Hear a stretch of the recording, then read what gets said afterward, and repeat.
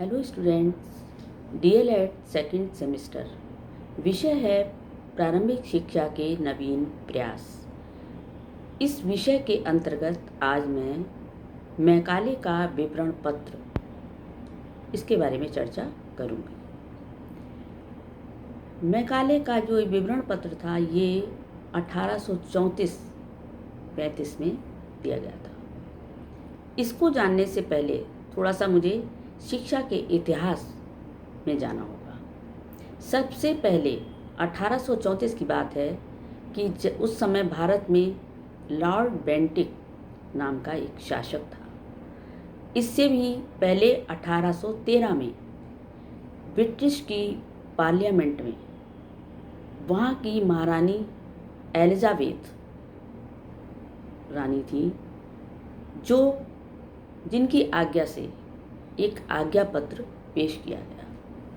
इस आज्ञा पत्र में लिखा था कि धारा 43 के अंतर्गत 1 लाख की धनराशि भारत की शिक्षा पर व्यय की जाए। जब ये बात भारतीयों को पता चली तो यहाँ पर एक विवाद उत्पन्न हो गया। वो ये कि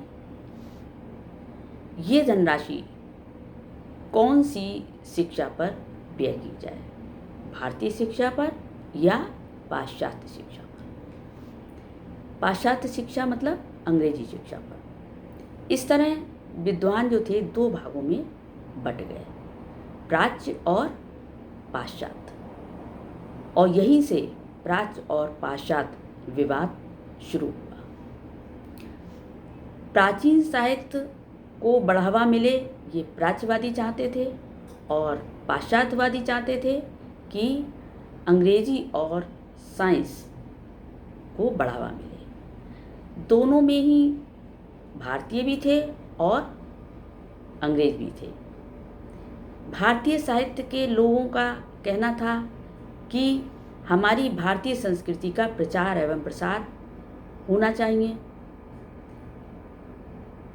अतः अपनी संस्कृति की रक्षा के लिए इसे आगे बढ़ाना होगा।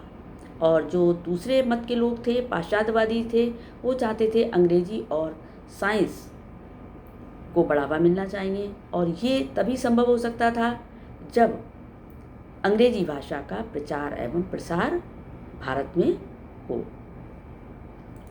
अब ये समस्या और आई कि कम्युनिकेशन की, कि यहाँ पर सबसे पहली समस्या आई कम्युनिकेशन की कि अंग्रेज लोग जो थे वो अंग्रेजी जानते थे, हिंदी नहीं जानते थे, और जो हमारे भारतीय लोग थे वो हिंदी जानते थे, अंग्रेजी नहीं जानते थे। तो जब ईस्ट इंडिया कंपनी जब भारत में आई तब जो उनके कार्यकर्ता थे वो इंग्लिश जानते थे, हिंदी नहीं जानते थे, और उनको काम हमारे भारतीयों से भी लेना था। अतः यहाँ पर विशेष समस्या आई संवाद की।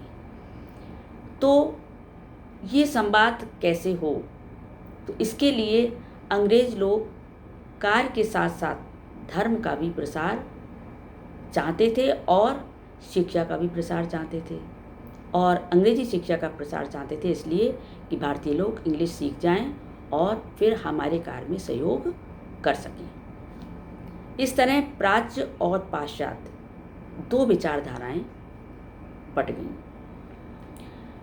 इसी समय इसी विवाद को जब खत्म करने के लिए लॉर्ड बेंटिक ने मैकाले को बुलाया। मैकाले जो था वो पाश्चात्य देशों का बहुत बड़ा विद्वान था, तो उसे बुलाया और उसे अपनी सलाहकार समिति में एक मुख्य सलाहकार का सदस्य पदभार दिया, सदस्य बनाया और उसे एक पदभार दिया और कानूनी सलाहकार के रूप में पदभार दिया। और ये काम दिया कि आज्ञा पत्र में जो बातें बताई गई हैं उनको किस तरीके से सुलझाना है। जैसे नंबर 1, जो 1 लाख की धनराशि दी गई है, देने की बात कही गई है, वो प्राचीन साहित्य पर खर्च किया जाए पैसा या पाश्चात्य साहित्य पर, पहली चीज़। दूसरी चीज़, साहित्य भारतीय विद्वान जो कहे गए हैं, जो भारतीय विद्वान वो किसे कहा जाए भारतीय विद्वान, तीसरी चीज़ साहित्य की बात जो कही गई है, वो 1 लाख जो खर्च करना है वो साहित्य है क्या, किस साहित्य पर 1 लाख रुपए की धनराशि खर्च करनी है। तो ये 3 बातें थी। इन 3 बातों को लॉर्ड मैकाले को सुलझाना था, जो कि इन्होंने अपने विवरण पत्र में उसे अपने तरीके से बताया था। अब ये नेक्स्ट मैं वीडियो बनाऊंगी जिसमें नेक्स्ट पार्ट इसका लूँगी। Thank you.